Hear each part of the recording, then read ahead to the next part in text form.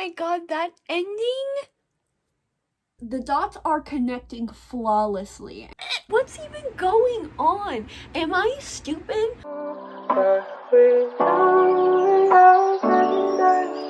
Hello you guys, welcome back to my channel. My name is Heather and today I will be reading books recommended to me by fellow Leos. If you are unaware, this is part 2 of my 3-part Leo themed birthday vlog series, channel series. I don't know what it is. In my previous video, I mentioned that for my birthday, I will be doing this Leo-centered vlog series. And for this second vlog, I will be reading all of the books that fellow Leo book readers have recommended to me. I had a really hard time narrowing down the 5 books for this video because there were just so many great recommendations and I still don't know which ones I absolutely want to read. I don't have a super concrete TBR for this, so we're just gonna see what happens, see what I get, and see what I read. But I do have a couple that I am absolutely reading. The first book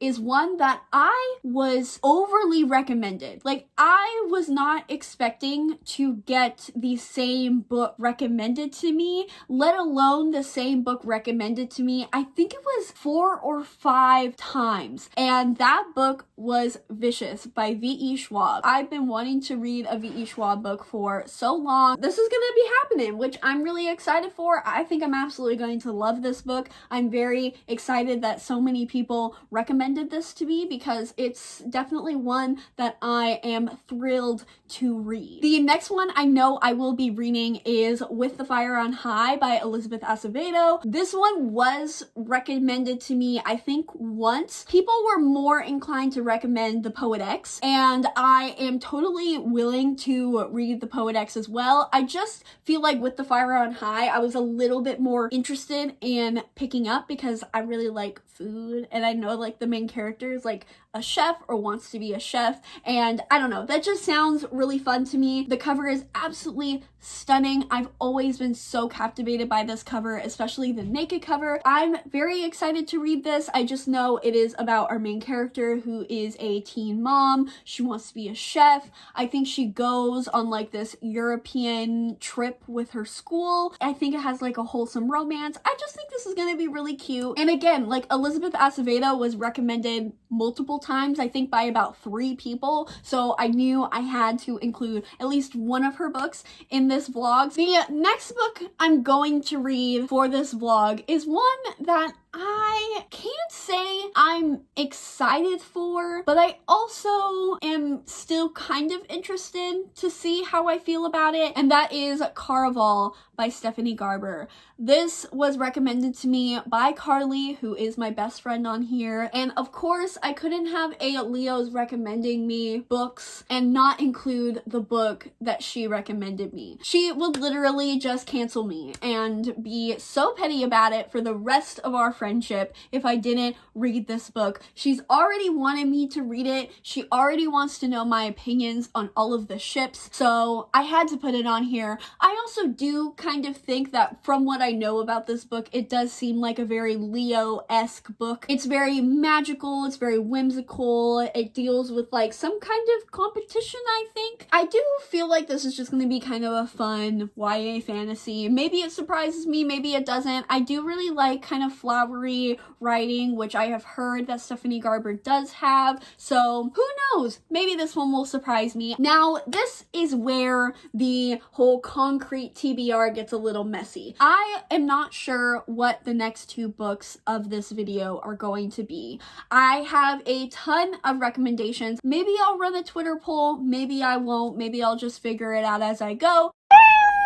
Alright, so I am about 50% into Caraval, and I have a few thoughts. First of all, Scarlet is one of the most annoying YA protagonists that I have ever read about, probably ever. She is so overly paranoid and cautious, and I get it, I do.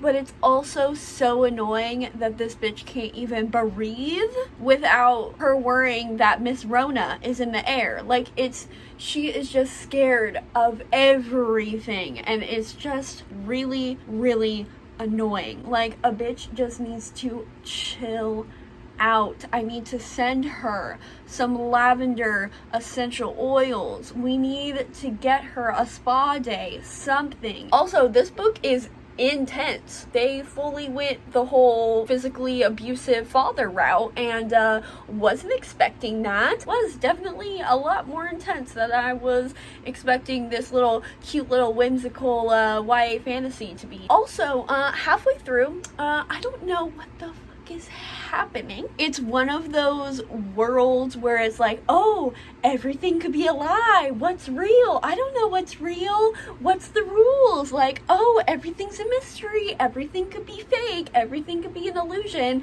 And it's like, yeah, that's cute and all, and that's cute in practice, but when everything could be an illusion and there are no rules and there's no systems and everything could just happen and you don't know what's real or fake, it makes for a very, very confusing reading experience. Like, I don't know what's going on. I don't know what we're doing in these Caraval games. It's like, obviously we're trying to look for Scarlet's sister, but I'm just so confused at the steps and the trials. I don't even know what it is. What's even going on? Am I stupid? Possibly, but it's like paired with the very like whimsical and like metaphorical writing that Stephanie Garber does. I don't know what's happening because she doesn't explain things, and now like Scarlet's like seeing colors on people. I don't know what the rules are. What are the rules? I mean, the writing's really nice. I do like the writing. I do like how like whimsical and metaphorical and little flowery it is, but I don't know what is happening with the plot, and I do not like our main character, and I don't know the other characters enough to have an opinion on them. Alright, so I just finished Caraval, and I think I'm gonna give it maybe a 2.5 out of 5 stars. I liked the writing fine. I liked the kind of concept of the world, I guess, and kind of the atmosphere, but overall I just felt like the story was so convoluted and messy that I couldn't really enjoy it because I really didn't understand what was going on. Like, I don't think the whole like game aspect and any of the rules or like how this world happened was explained very well, and it of course made for like very interesting plot twists and reveals, but was it really an interesting plot twist or reveal if you had no idea what was happening the entire time? This was also so fucking dramatic, which I guess suits the reading books recommended to me by Leo. All of the characters were so melodramatic all the time, and it just seemed so forced. I feel like I'm not making much sense because my brain was kind of mush throughout this entire reading process, and I really just don't know why that is. I don't know if it's a me problem. I don't know if it's a book problem. Of course, I'm gonna say it's a book problem because who takes accountability for their failures? Not me. You're welcome, Carly. I read the book and I told you I wasn't gonna like it, and I didn't like it, so I was correct yet again. So I'm about 70% into With the Fire on High, and this book, I knew it was gonna be absolutely amazing, but it's absolutely amazing. Like, the writing style of Elizabeth Acevedo is incredible and just as good as everybody says it is. She has such a beautiful way to say such simple things, and as much as I love like a really lush, really like purpley prose and very atmospheric writing, I also can definitely admire the beauty and simplicity. She just says something that is so poignant. Is that even a proper word? There's just some sentences that she just says and it just kind of hits you, and I am just really loving this story. I love Amari. I love her character. I just love seeing her strengths and her struggles and seeing her have to navigate this family life and these complicated teenage emotions with crushes and all of that, with the weight of having a child and things like that. It's so beautiful, and I'm just really loving this story so much. So I just finished With the Fire on High. I literally just binged this all afternoon. I just started it and I just didn't want to stop. It was so incredible, and I feel like my brain is absolutely mush because I don't have the accurate words to describe why this was so good. I think it was just such a beautiful and realistic and mundane story, but it had such like a magical twist to it, but it wasn't even magic. It was just like beautiful and sweet and heartwarming, and I loved the food. Like, I loved her recipes. I loved, like I said, her relationships with her friendships and her grandmother and her daughter and her crush, and it was just so good. And her crush Malachi, he was the sweetest, and I loved him, and I loved them, and I loved Amari's journey. I loved how strong she was, as I said in the previous clip. I just loved this. It was so good. I loved the writing so much, and it was so beautiful, and I loved it, and it was great. And I'm so excited to read the other two of Elizabeth Acevedo's books because her writing.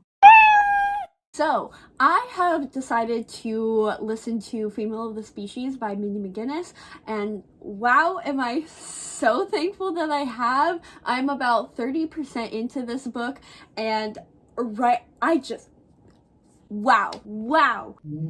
This is following three perspectives, and we are following these three teenagers. One of them is Alex, and we find out like very early on in the book that she has murdered her sister's murderer. So very like Sadie-esque vibes from that. And then our second perspective is this jock star player, football star, #1 guy in the high school, Jack, and he kind of has like a crush on Alex, seems like they got some history going on. And then our third perspective is PK, who is the preacher's kid. That's not her real name, that's just what they call her, and she works with Alex at like this little veterinary or like animal shelter place, and she is a very like rebellious teenager. She kind of does some things that aren't aligned with the church and her dad's teachings. This book is just, it's very intense. It is another one of those stories that it is very clearly teenage characters, but the way that it's written is very brutal. It is very intense, very graphic, very explicit. I understand why it is being written in this very explicit, intense way, but it was just, it's been a time listening to this book. I am already just loving it. It is giving me all of the vibes of Sadie and Phallus Fair, and I feel like this subgenre of contemporary, of just teenage girls killing abusive men, is just my favorite subgenre of contemporary, and just really the only contemporary stories that I want to be reading. So I am loving this. I'm so glad that somebody recommended this to me. I have been wanting to read it for a while, and it very much aligns with my interests. So I finished Female of the Species. This was incredible. Oh my god, that ending! I hate it. I hate it so much. This was so good. This was such a beautiful story about female rage and victim's rage and rape culture and friendship and family dynamics and female relationships and female images and reputations and expectations, and just, this was so good. I am at a loss for words. This is a 5-star. Like, this is so good. I will never be the same. So I'm about 50% into Vicious, and I have a couple thoughts so far. First off, I love the religious symbolism that is in this book. There is so much talk about kind of playing God. It has a lot of like religious connotations to it, which makes sense considering that Victor and Eli are trying to kind of be gods, and they're trying to make themselves powerful or more powerful than the average human. So I think it goes perfectly well with all of this symbolism that is going on. Like, I would go as far as to say that this is low-key like a Lucifer and Michael fanfiction. You cannot convince me otherwise. Victor is totally like the Lucifer character, and Eli is totally this self-righteous Michael character. It's just so good. And if you don't believe me, let me just read you this one paragraph. And it says, it's talking about Victor. He says he had been willing to play the villain when he thought Eli was actually a hero. Now that the truth of his old friend was proving itself to be much darker, Victor would relish the role of the oppression, adversary, and foe. And then he goes on to say that he had never believed in destiny. Those things lurked too close to divinity for Victor's taste. Higher powers and the dispensation of agency. No, he chose to see the world in terms of probability, acknowledging the role of chance while taking control of whatever it was possible. Does that not sound like Lucifer's thought process? I'm not saying that Ve Schwab wrote this as a Lucifer and Michael fan fiction, but it's clear based on all of the religious connotations, based on the morality of Victor and Eli, and just based on like their power hungry and sense of superiority. The dots are connecting flawlessly, and I'm loving it. I will say though that something that is diminishing my enjoyment a little bit is how it's being told. I do not like different time perspective in books. I don't like flashbacks. I don't like when there are two different time periods told in one book, as a lot of times it always takes me out of the story. It's just always so jarring for me, and I do understand why she wrote it this way, and I do like how the reveals are being revealed through this kind of differing perspectives, but I still am just, it's just not my favorite form of storytelling personally, but I am enjoying it a whole lot. Victor and Eli, they're gay. Like, they're gay for each other. I mean, I know that's not a controversial statement to make. I think everybody says that. But yeah, Victor is literally obsessed with Eli. I also was very surprised that we don't get Eli's perspective. I mean, at least at the halfway point, we only get Victor and Sydney, who is like another EO. I don't really care much for her perspective, but she's still kind of interesting. But I'm very surprised that we don't get Eli's perspective. And I kind of want it, like I'm kind of missing it, and I am wondering if there's a reason that he is not included as a perspective in this book. I will say another thing is I'm not sure if I'm supposed to know how EOs are made, because it is told at the beginning that there requires like not only trauma, but you need to die in order to become an EO. And not only do you need to die, but you need to have this like unsurmountable will, or like really strong will to live. And that to me feels a bit surface level. To me it feels a little too common. I feel like as human beings especially, like we always usually want to live like as a survival instinct, just as animals. So I would assume that if that's all it took, that there would be a lot more EOs. So I'm not sure if maybe there are more EOs than like people think, or there is something else added to the process of becoming an EO. I'm not sure. I'm not sure if I'm supposed to know. I'm not sure if I'm going to find out later. I'm not sure if we ever find out, but that's definitely a question that's kind of running through my mind. I hope that I learn more and get those questions answered because I am very curious about the process. But yeah, I love the character dynamic between Victor and Eli. I think it is masterfully crafted, if I may say. Okay, so I finished Vicious and I definitely enjoyed this a lot. The second half of the book does include Eli's perspective, so if I would have literally just read 2 more chapters before updating you, I would have known that his perspective is included, so I do really appreciate that. I also fell in love with Serena. She is probably my favorite character in this book because, I mean, I'm sure that's not really surprising to anybody who has read this book and know who Serena is.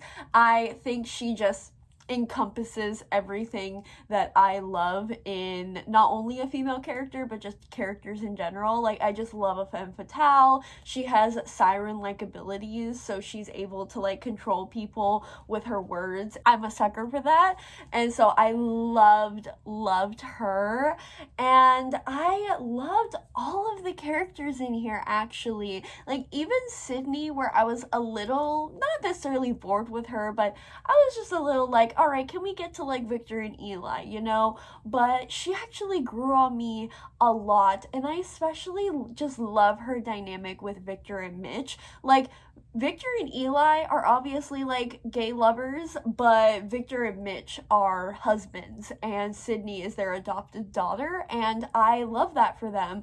When Sydney threatened to drink Mitch's chocolate milk, and the fact that the first thing that Victor said to Mitch was like, "Do you want another carton of milk?" when they were in prison, it was perfect. My question about EOs still, I feel like, didn't really get answered all that much. I mean, maybe I missed it, but I still just don't think I really understand how EOs are made. And not only that, but I don't understand how they're not more common. Another thing that I really was a bit disappointed with is how clean this ending was. Again, I'm not going to spoil anything at all for anybody who hasn't read this book. I just wish it was a little more messier. I feel a little like let down, if I'm being honest. I definitely am going to give this a 4.5, so I still really enjoyed it. It's not a favorite, but I really enjoyed it, and I will be continuing on with Vengeful, so I'm excited about that because, again, I am a lot more invested in Sydney now, so I would like to read Vengeful and see what's up with her in the second book. Now I still have to decide what my final book is going to be for this vlog, because I can either read Wolf Song by TJ Klune, which is a male-male romance between like werewolves or something like that, has something to do with werewolves, or I can read Deathless by Catherine Valente, which is a Russian folklore-inspired historical fiction fantasy set during like the Cold War, I think, and it has something to do with a death god. So both of these have been on my TBR for a while. Maybe I'll do a Twitter poll or something like that, and we'll try to figure that out. I don't know which one I would rather read, so we'll let the audience decide this one. Hello, yes, she's a ginger now. Really messed up the continuity of these vlogs, but we're gonna move on. I did end up doing a Twitter poll for my last read for this video, and it was between Wolfsong and Deathless, and Wolfsong ended up winning, and so I started it, and I'm a little less than halfway, and I have a couple thoughts. First off, it is written very strangely, and I can't really describe to you how it's written because I do not have the vocabulary of like English language and writing styles to be able to convey to you what TJ Klune employed. in this book, but I can say that it is very, I don't know if choppy is the right word, but it's very dialogue centered. There's not a whole lot of exposition. There are very short scenes, and again, they're kind of choppy. That's the only word that's coming to mind at the moment. Not really describing things and kind of leaving things to the reader's imagination, not giving you all the information. I don't know if our main character Ox does have a mental disability or what's really going on with him, but he has been described as like slow and doesn't talk very much. This is where it gets a little muddier because I kind of feel a little weird about it, simply because I don't even know what this kind of representation is and if it is valid, let alone not offensive.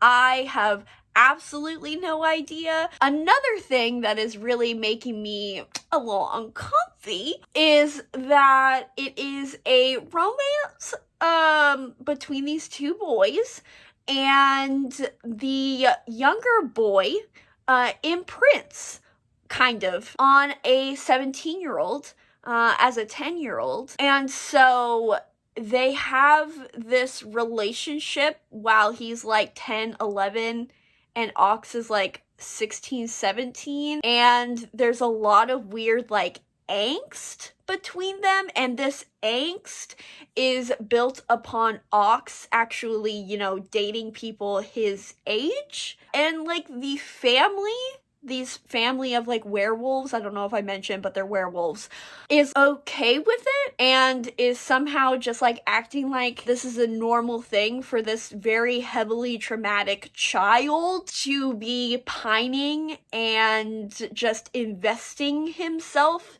into this almost legal adult. Choices were definitely made, and it is definitely giving me Twilight vibes. Their sexual relationship, it's making me so uncomfortable just saying that, doesn't start until the child, Joe, is 17, so still not even legal yet, and Ox is 23.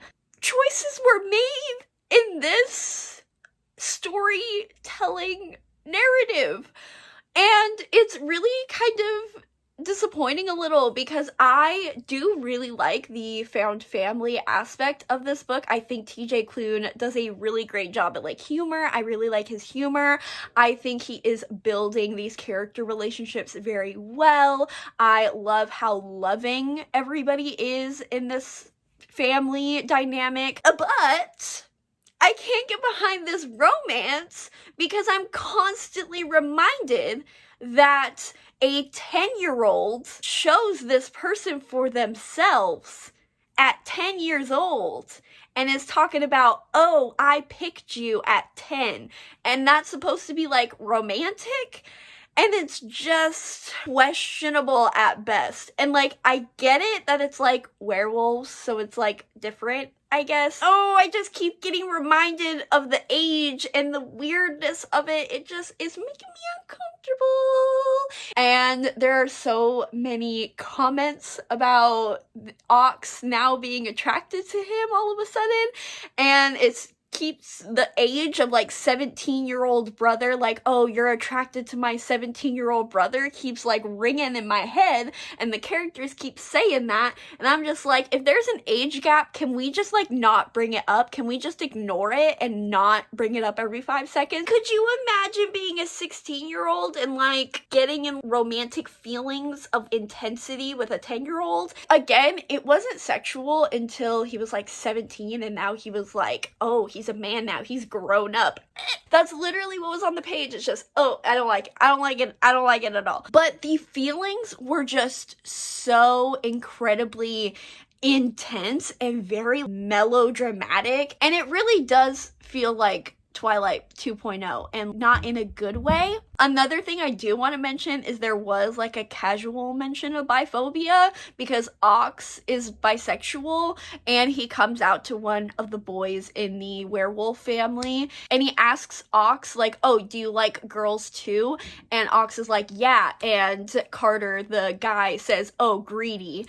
And I'm sure it was a joke, but like, that is such a prominent stereotype, and even if it was a joke, it didn't really come off as a joke to me, but like, it's not that big of a deal, obviously, but it's definitely something I did want to mention because it is annoying when that stuff does come up. I just don't know how to feel about this book because we're getting to the actual like romantic stuff now, and I don't think I'm ever going to be able to get over the whole 10, 16-year-old scenario. Maybe I'm just being overly sensitive. Maybe I'm just being a little dramatic. I mean, this book has a 4.4 average Goodreads rating, so clearly everybody really loves this book. I just think it's a little uncomfortable. So I finished Wolf Song. I gave it a 2-star. I'm so sorry, guys. I know that a lot of people really love this book, and I totally understand why. I think this is a very angsty and like emotional book that is very character driven, and as I said, I think TJ Klune does a fantastic job at characters, and I think he does a great job at character relationships, and I like his humor, and I love how connected this found family was. And with that, I am so confident that I am going to really enjoy his other books. It's just the basis of the relationship between Joe and Ox. I just could never get behind it. I could never forget about it. Call me weak, if you will, but it was just constantly at the back of my mind.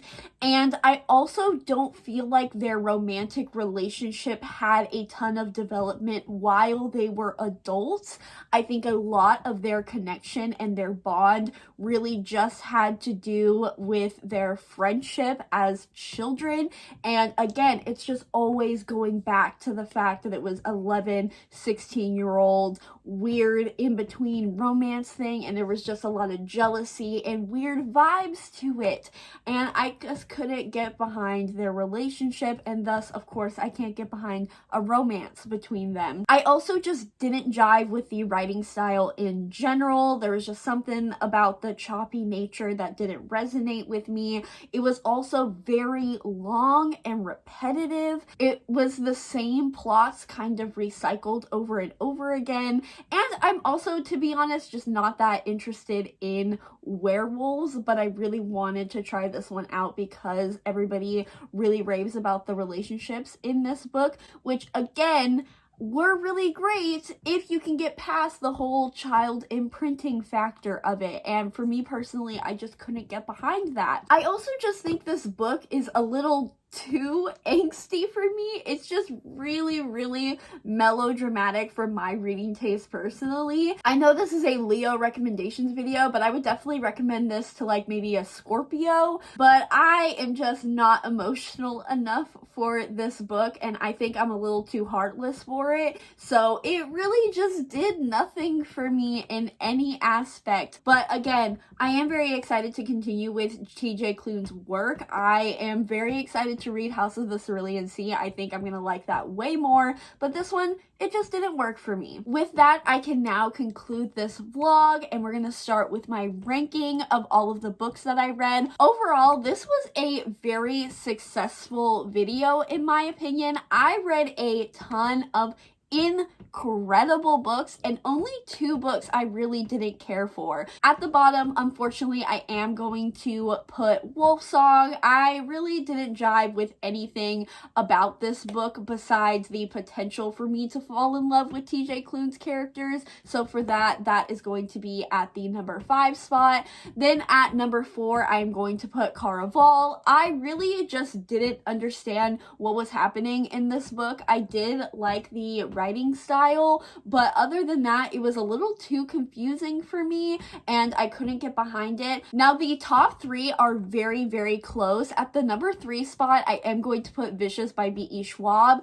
I really, really enjoyed the religious symbolism that was used in this book. I loved almost all of the characters in this, but I think the way it was told with the different perspectives and the cleanliness of the ending took back from my enjoyment a little bit, so that one is at the number 3 spot. At the number 2 spot is With the Fire on High by Elizabeth Acevedo. This book just made me so happy. It was a very wholesome read, and it was great for the summertime. I loved the atmosphere of it. I loved the writing style. I loved the characters. I loved the message. I loved everything about this book, so definitely high up on the list. And then at the number 1 spot was my 1 5-star read of this vlog, which was Female of the Species by Mindy Mcginnis. This was absolutely incredible. If you are a fan of reading about angry women and angry girls and reading about rape culture in a very unique and intense way, I cannot recommend this enough. Thank you to everybody who did respond to my tweet and gave me recommendations. You guys gave me such great recommendations, and I honestly could make a part 2 of this video one day, and maybe I will. I would also love if you guys direct yourself to the description box, because there I will have some Leo booktubers linked that you should check out. They are all such lovely content creators, and you guys should definitely subscribe to them. But other than that, that is the end of this second part to my Leo season vlog series. I really hope you guys enjoyed watching. If you are a Leo, definitely recommend me a book down below. I would love to hear your guys' recommendations. And even if you aren't a Leo, go ahead and leave a recommendation anyways. I hope you guys have a wonderful rest of your day, and I hope you guys have a wonderful Leo season.